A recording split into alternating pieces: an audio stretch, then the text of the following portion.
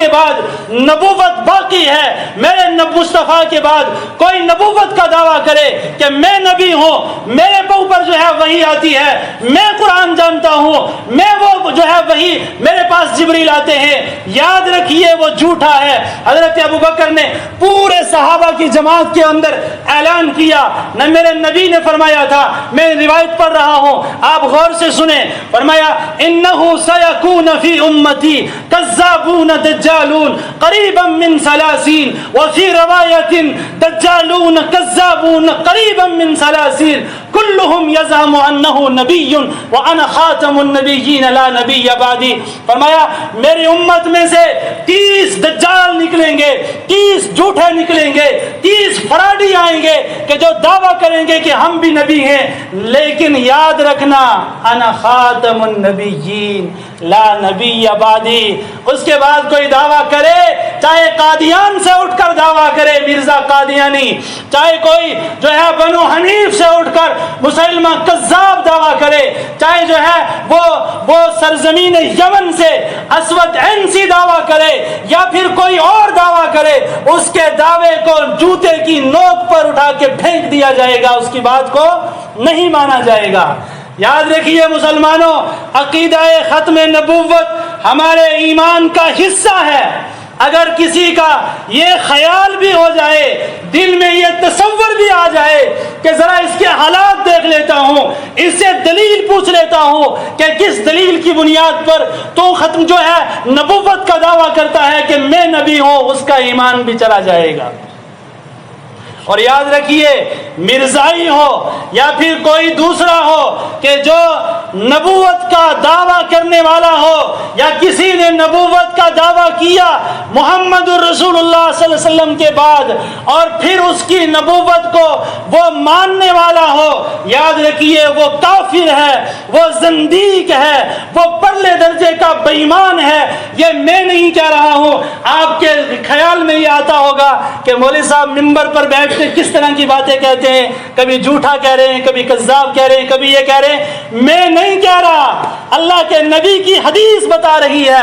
اللہ کے نبی صلی اللہ علیہ وسلم فرما رہے ہیں انہم سیکون فی امتی کذابون دجالون۔ آپ عربی جاننے والے علماء بیٹھے ہیں، ان سے پوچھ لینا کہ کذاب کے معنی کیا ہے۔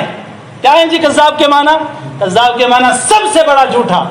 ایک ہوتا ہے کاذب، کاذب کے معنی جھوٹا، اور کذاب کے معنی ہو گیا سب سے بڑا جھوٹا۔ اور دجال کے معنی کیا ہے؟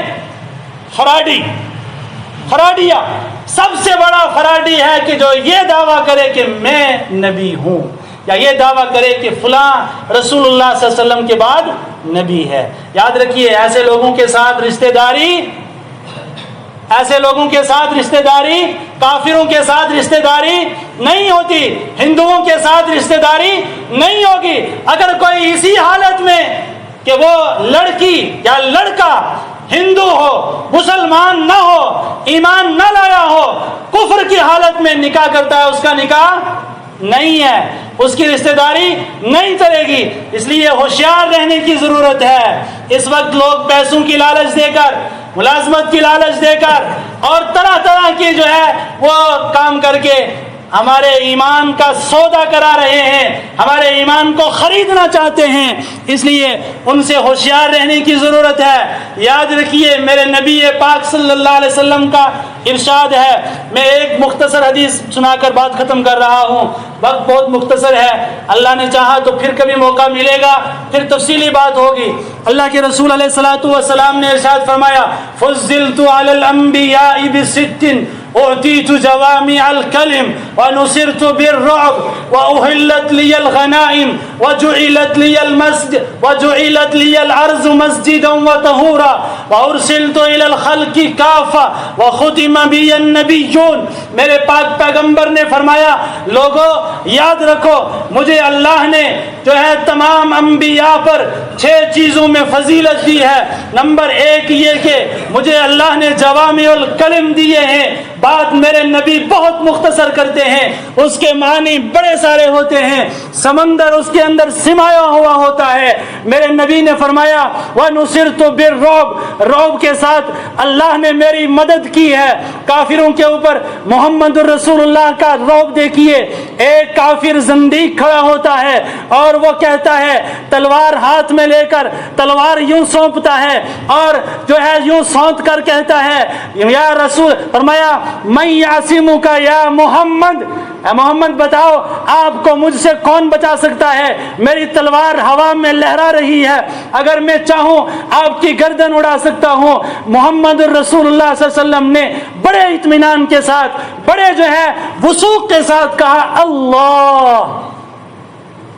کافر کے پیشاب بھی اوپر نکل گیا، اس کے اوپر کب کبھی تاری ہو گئی، تلوار ہاتھ سے گر گئی، جو ہے گر